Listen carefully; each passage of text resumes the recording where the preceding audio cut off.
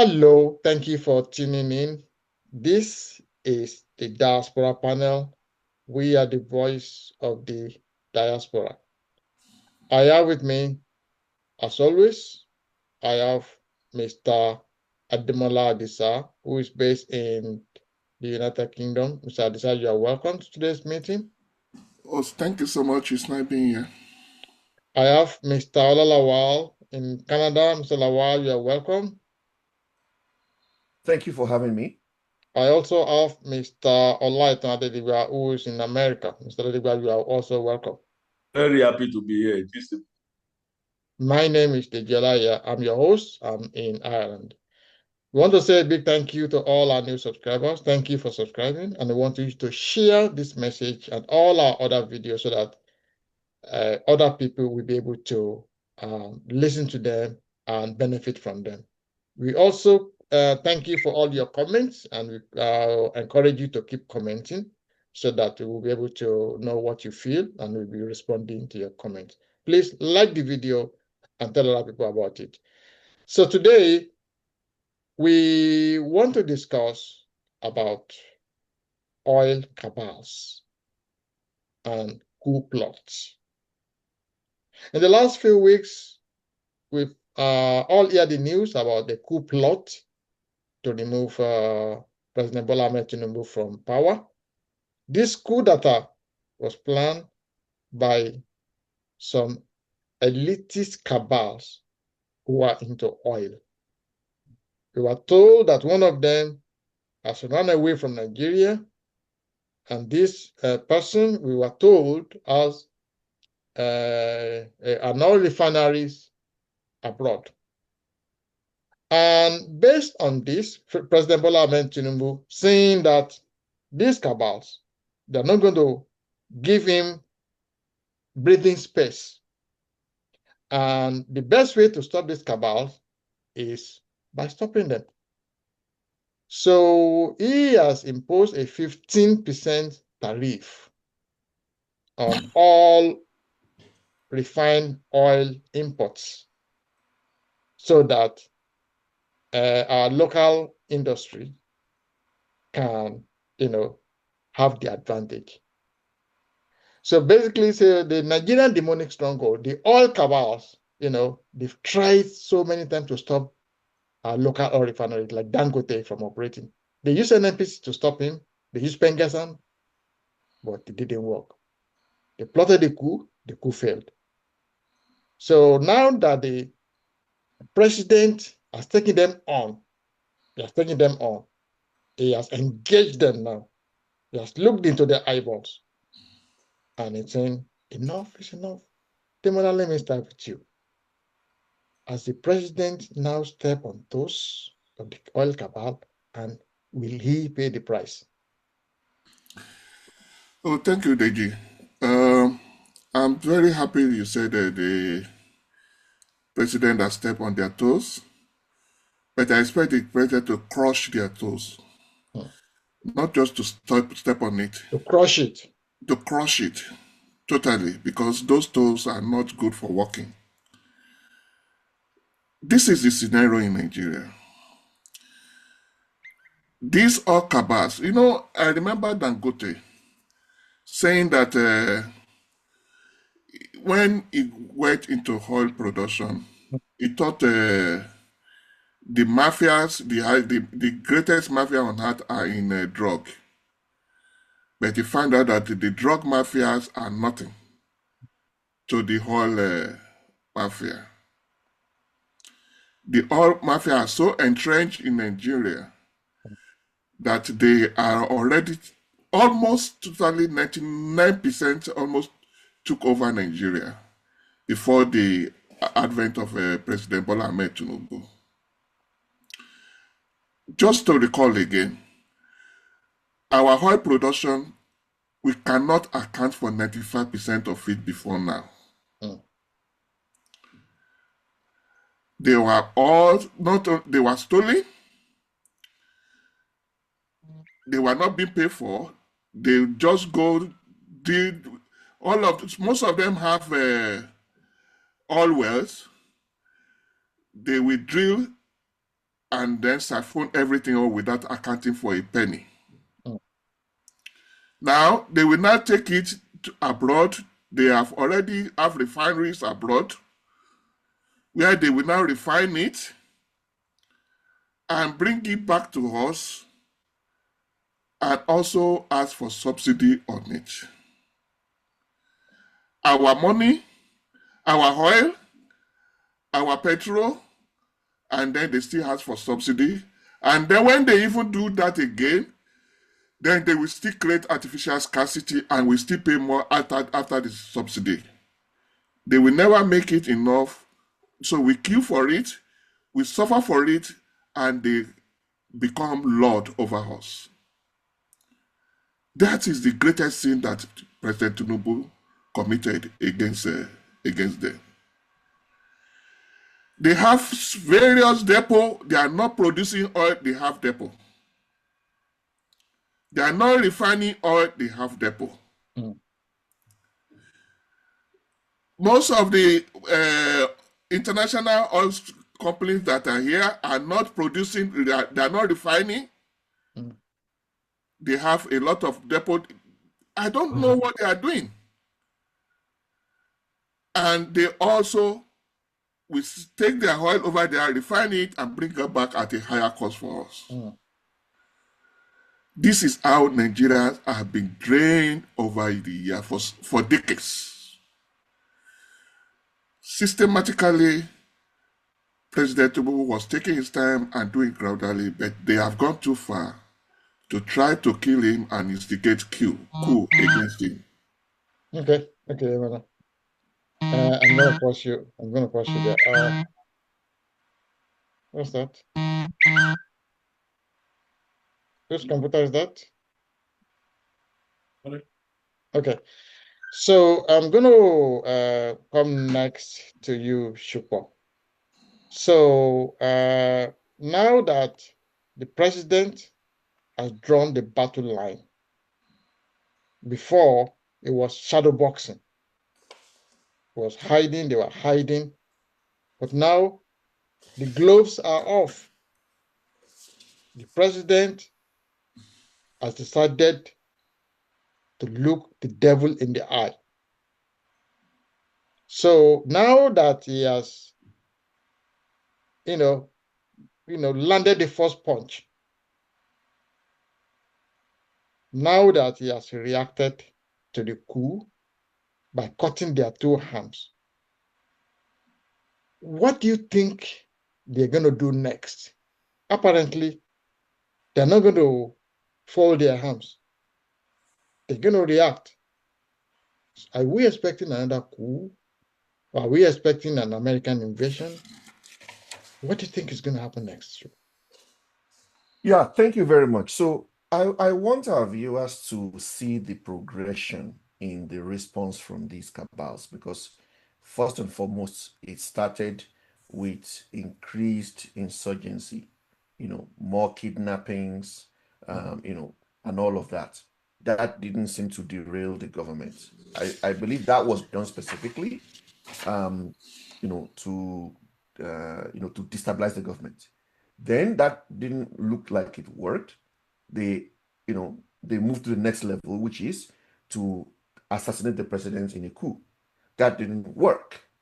Now, what are we seeing morphing up now is now some form of an international,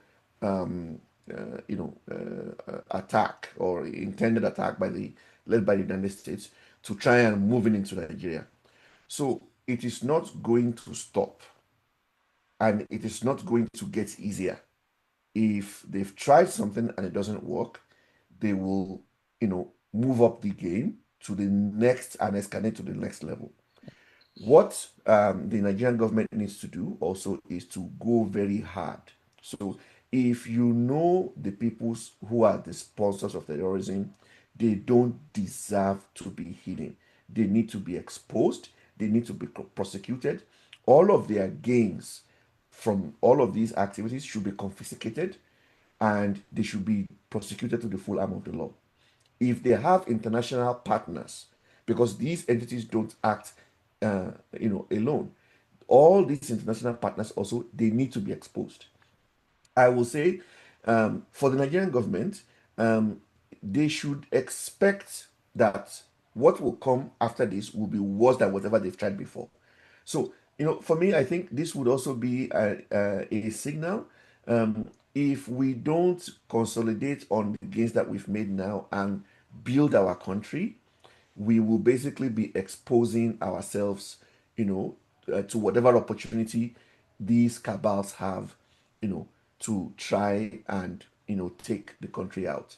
It is very clear that just with one single refinery, that, the Dangote refinery, it has reshaped the global energy market. Mm. Now, there are plans to build more refineries, and as these refineries begin to, get to their full production capacity with a lot of other derivatives from Mm. the refining process, it will improve the Nigerian economy, but it will again affect a lot of these other countries where these cabals have interests that they're already threatened. So I don't know specifically what may happen, but I think the handwriting is on the wall is that they will not stop until they get what they want, meaning they're not going to go down quietly without a fight. So the Nigerian government really needs to nip this in the bud finally. It is good that they're starting with this 15% tax, but if there is evidence to substantiate that some of these people have actually been involved in criminal activity, they need to be apprehended, they need to be prosecuted to the full extent of the law. Thank you. Thank you. Thank you very much. Okay. Lighton, a lot of people, they used to say that the problem in Nigeria is the northern cabals, is the Fulani cabals. I think it just makes people feel intoxicated. It makes them feel like, they can pass the blame to somebody else. But to me, it looks like we are just scapegoating the North. We are just scapegoating the Fulanis. There's no Fulani cabal. There's no northern cabal.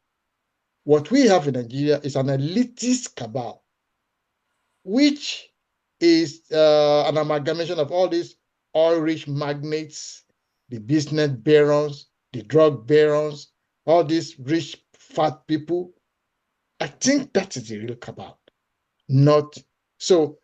Do you think that and these people they are not they are spread across the north and the south of Nigeria? What do you think? Yeah. Once again, thank you for that question. The cabal they are mentioned, they are they are basically dominated by the northerners. And the northerners, they now the elite in each region, they are now throwing pies to them to attract them. Right? They know that when I'm the head of state, Mm. I'm a Fulani, right?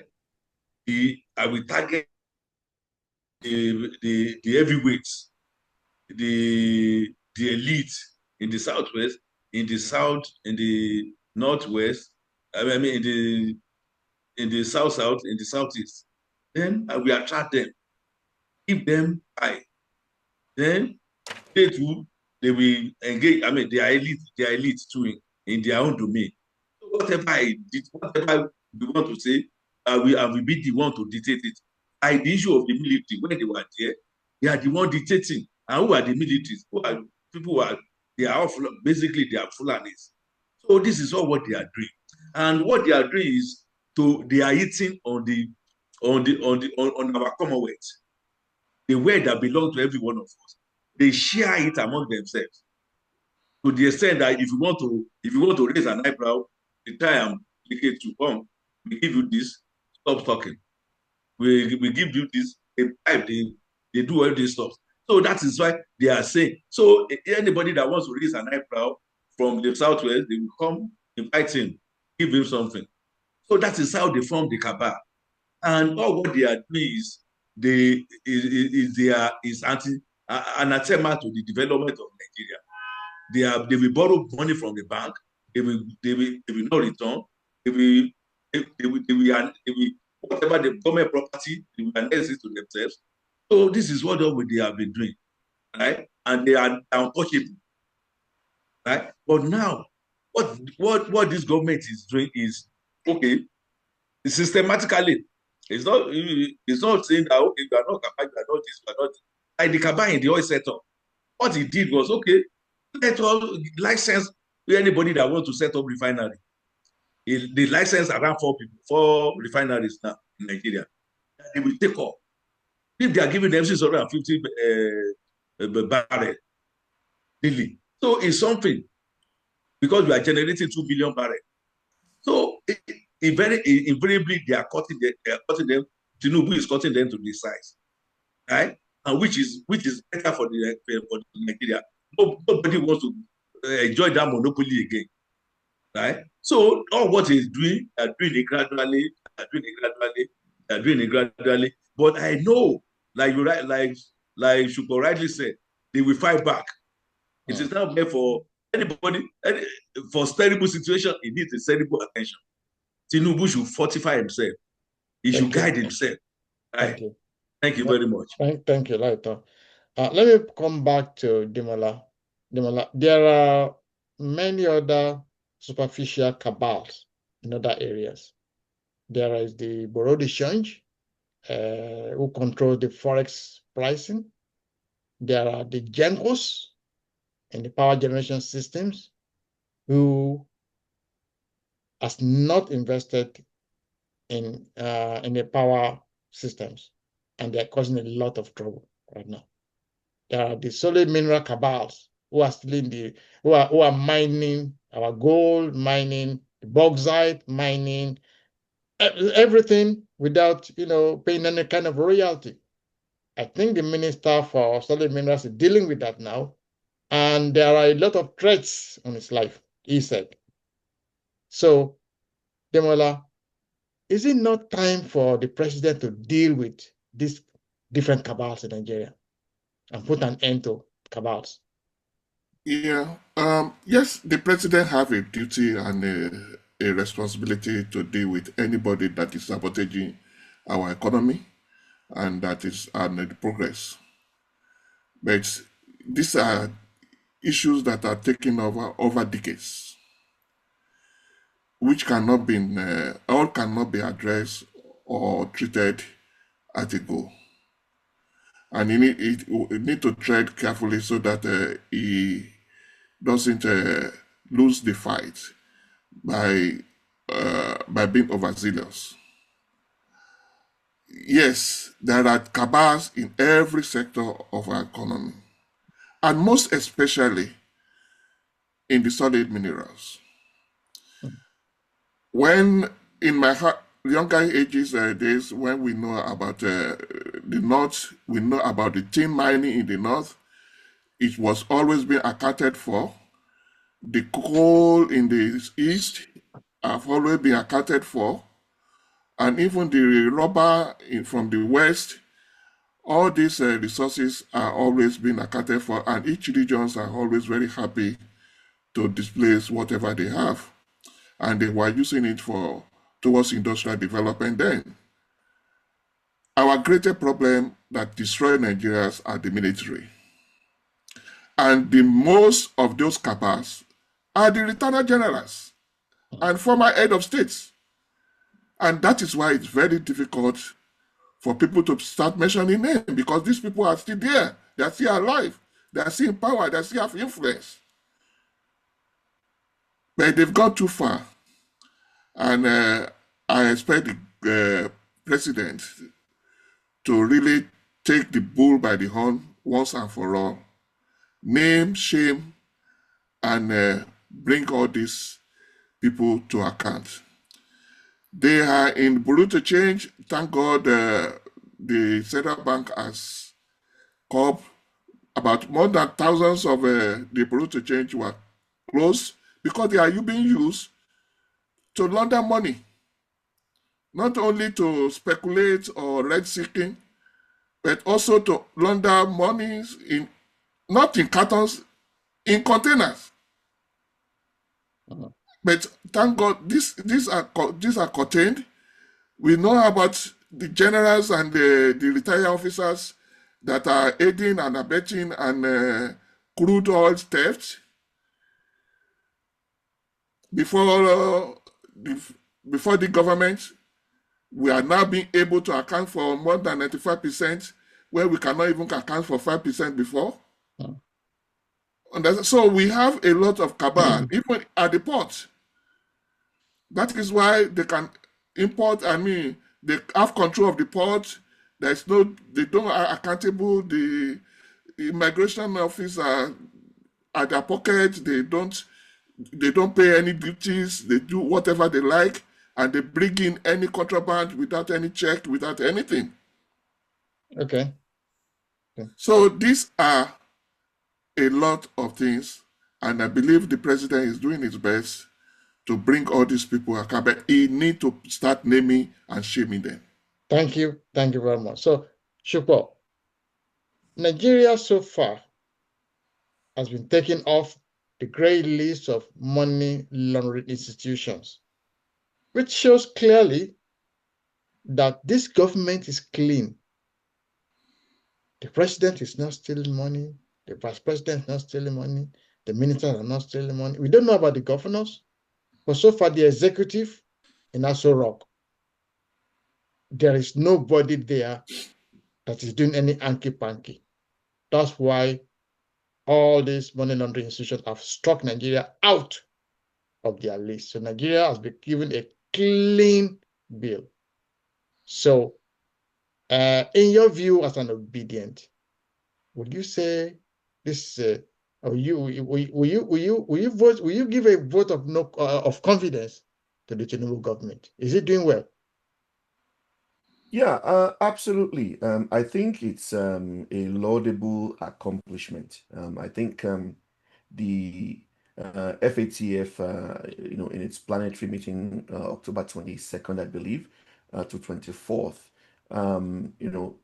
removed Nigeria and three other countries, I think Burkina Faso, Mozambique, and South Africa, from the grey list, meaning that they are no longer subject to increased monitoring.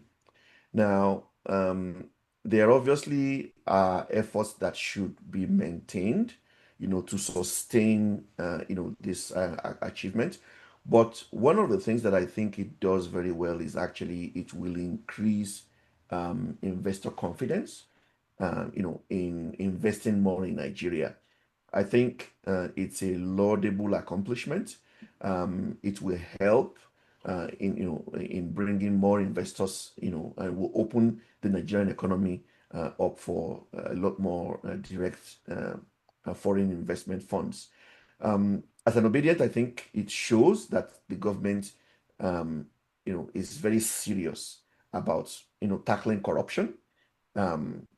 I think probably an area that, obviously with what the tweet that President Donald Trump mentioned is also in the area of insurgency, because these are activities also, it comes down to money. They are funded by entities who are looking, to benefit financially also in some way or another. I think more needs to probably be done in that area.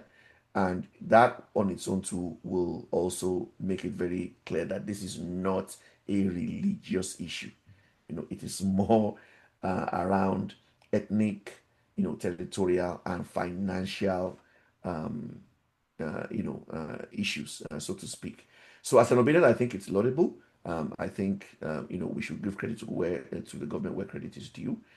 It is an important accomplishment, and I think, the government, should work further on this and, proceed further. Thank you. Thank you very much. So, Lighton, final question for you, for everybody. The president, when he was elected, he said, I want to build a $1 trillion economy. Do you think he's on track? Yes. The president is on track. By 2030, they promise to build 1 trillion economy. And he built 1 trillion from the look of things. With what is happening now, compare last year, GP, we have Like now, as of now, we have 40.8% compared to last year. And the economy, the government are saying that, okay, we are going to diversify the economy. That, which means they are not going to rely solely on crude oil, right? Agriculture, they're going to make use of agriculture. They're going to go look at a lot of things too, right? They are going to invest. The government will invest a lot, right? Maybe by borrowing, by invest in bonds, right? We have people to rejig the economy, to rejig the economy. Fiscal discipline. They are going to curtail their recurrent expenditure, right? And the capital, what they spend most, maybe they are going to they are going to reduce that. And not only that, local production, like I rightly said before. So policy and reforms. So they are going to embark on sporadic development. So by so doing, the economy will be enhanced, and the propensity to consume of the individual will be okay. So Nigeria, we have a lot. We did Dangote, right? And 4 refineries that have just been licensed. Nigeria, we have a lot of dollars to play around with, to develop all the sectors of our economy. So not only that, the investors will come to Nigeria because they will have confidence in us, right? Because of the money we have in excess. So as a result, Nigeria will be better for it. And by come 2030, I believe if all things work well the way we are doing, Nigeria can build $1 trillion economy. Thank you. Thank you very much. So we've come to the end of today's meeting. And I want to say a big thank you to you all, especially to all our viewers. Please, again, subscribe. If you have not clicked that button, please click that button now. Please share the video so that many other people can benefit from it. And please, we want to see your comments. And we promise that we will respond to your comments as soon as we can. So a big thank you to you also, Mr. Olaitandidigba, all the way from America. Thank you for coming to this meeting. It's my pleasure to be here this evening. Thank you, Mr. Lolawal. Thank you for coming to this meeting. I think it's frozen. Mr. Ademola Disa, thank you for coming to this meeting. Oh, thank you so much. It's great being here. To all our viewers, we'll see you again in the next video. God bless you. Goodbye.